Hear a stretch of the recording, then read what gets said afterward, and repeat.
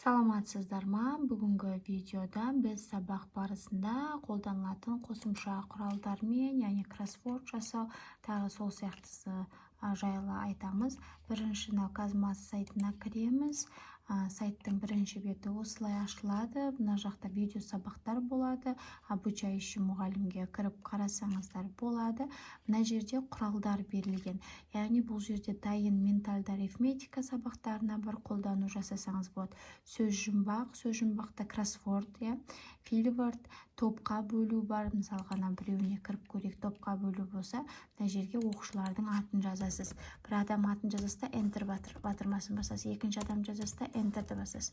Үшіншісін жазып enter, келесісін жазасыз, enter деп мысалға оқушылардың аттарын жаңағыдай енгізіп шығасыз. Одан кейін қанша топқа бөлесіз оларды? Бір топқа әлде екі топқа бөлу дейсіз, өзі екі топқа шығарып береді.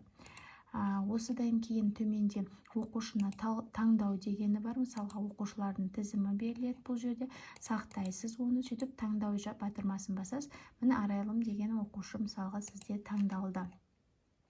Одан кейін мына жақта математиктерге берілген калькуляторлар бар, онлайн сағат бар, онлайн таймер, секундомер және сабақ барысында қолданылатын әртүрлі жаңағыдай квест ойындары бар.